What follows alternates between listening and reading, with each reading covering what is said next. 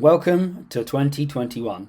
So let's get our fingers crossed and hope that it's a little bit better than last year. First off, we'll start with MotoGP.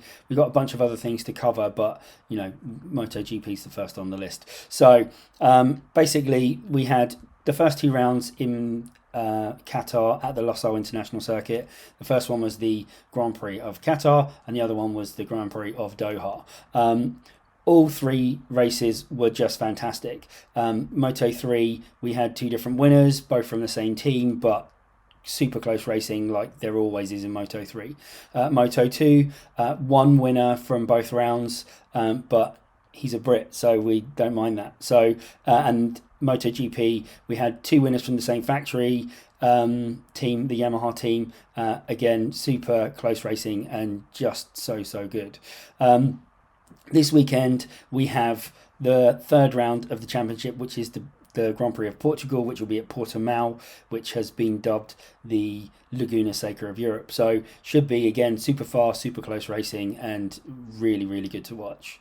One thing that we wanted to note separately to the racing is that Marc Marquez will be back this weekend in the paddock. He will be racing, and let's hope that the Hondas can actually do something, because they've been not so great without him. So that's something to look forward to. I know I'm going to be watching probably qualifying and the race. I probably don't have time for the free practice, but we do have guys here that will be watching every minute of every session. So keep up to date with our reports that we've been writing, and they'll all be online hopefully by Tuesday, Wednesday next week.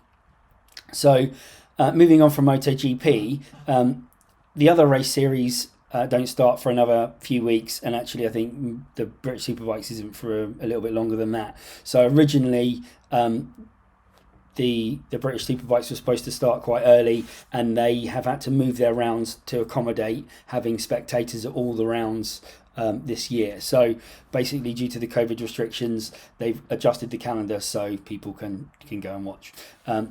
If you haven't been to a British Superbike round, they're all really good. So whichever one's closer to you, we'll be definitely going to a bunch. We're hoping to hit the first one in Knock Hill this year, which I think was originally round 3, I think. I think Knock Hill is our first round, and we'll be at various other rounds throughout the year. So if you can, all of the details for all of the rounds, all of the British Superbike rounds, World Superbike rounds, British Superbike rounds, they're all going to be on our calendar on the website. So you can link from those to buy tickets or more information or all that kind of stuff. So if you want to get to any of those rounds, check them out. We have added some more information to our calendar. So on top of the normal things that we would normally add, we've had some adjustments. So the first one is the Distinguished Gentleman's Ride, which, if I move my head, you can see my cap just here, and I think there's a thing on the wall just here. So basically, the DGR has moved from the end of September to the 23rd of May. That's going to be going forward from now on. It is their 10th year, so it was a little bit of a surprise when everyone was like, oh wait a minute, they're moving it. But the weather should be much better, certainly in England it will be much better. So fingers crossed we'll have a lovely day and we'll all be able to get out. And if you can either go on to gentlemansride.com and you can register for your local ride, or you can do it solo, depending on how you feel about how comfortable you are with the COVID restrictions and that kind of stuff. So please remember that you still can't be in big groups, so sort of go out in smaller groups of friends and maybe meet up with some other people, but hopefully we'll be able to get into large groups as the year goes on. Also on the 23rd of May, we were informed recently that the Sammy Miller Museum will have their first auto jumble of the year. In fact, the first one in over a year, because we've been in lockdown for just over a year now. So the Sammy Miller Museum will be having their auto jumble on that Sunday. So if you are planning on riding solo in the south of England to the Sammy Miller Museum, please bear in mind that either you need to buy a ticket for the auto jumble before you arrive, or I think it's like £6 or £8 on the door.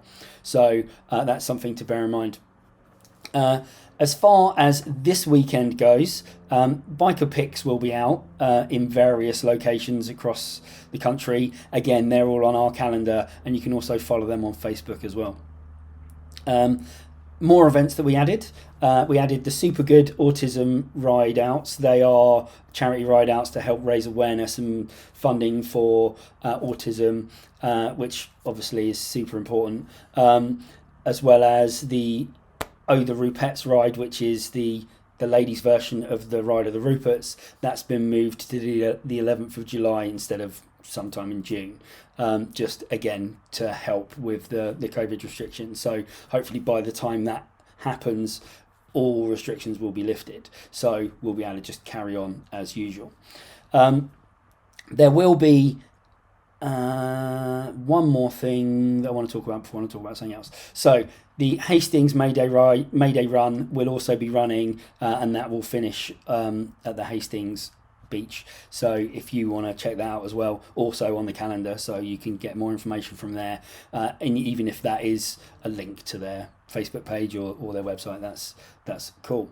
The last thing we wanted to cover, since we seem to have covered most things in the whole world, is some of the things that we've got going on later in the year. So we've been working quite a lot with Mental Health Motorbike. If you haven't seen, they do a lot of work with helping people with their mental health and focusing on motorcyclists, not just men, women of all ages as well. So earlier this year, we did our mental health first aid course. I have a book here. It was intense, as you can see. There's plenty of notes in there. It took me a while to get through it, but it's not the easiest subject matter, but actually it's super rewarding to get on board with those guys. And you know, even if you're looking for help or you're looking to help somebody, talking to those guys is really cool. One thing that they've got going on this week, I think it's this weekend, this Sunday at 7:30 p.m. on YouTube, they are premiering their advert film. I think they're calling it their advert, which is great. We already had a preview when we had a meeting with them recently online, since everything is a Zoom meeting nowadays, or a Teams meeting, or Skype or something. So yeah, those guys, if you get a chance to go over and check out Mental Health Motorbike, we'll put a link in below as well. They were originally planning to have a baton relay across the whole country this year, but due to, again, COVID restrictions, they're looking at moving that to next year. And they've also got a lot of other things going on, like they're forming themselves into a charity as opposed to sort of a community interest project. So yeah, if you get a chance, look up those guys. Paul is great there. You can talk to him. Andy is the guy that trained everybody to do their mental health first aid course. You know, join one of their courses or somehow get involved, because you know it's just a great community to be involved with. So if you have any questions, or you want to talk about anything, or you have a problem with your mental health and you want to do something with that, you can either go to them, you can contact me directly, and I can put you in touch with the right people. That's great too. So have a lovely weekend. Fingers crossed it's nice and sunny. I'm hoping to get on the bike on Thursday next week. I've got a little secret thing I'm supposed to go to, so I'm going to head over there next week, maybe get some pictures up online and see what you guys think. So have a great weekend, and I'll speak to you all soon. Ciao for now.